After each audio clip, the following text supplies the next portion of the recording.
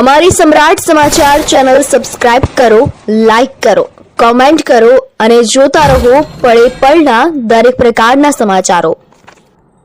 ભાવનગર જિલ્લાના તળાજા તાલુકાના ગ્રામ્ય વિસ્તારોમાં વરસાદ ખેંચાતા ખેડૂતોની ચિંતામાં વધારો થયો છે।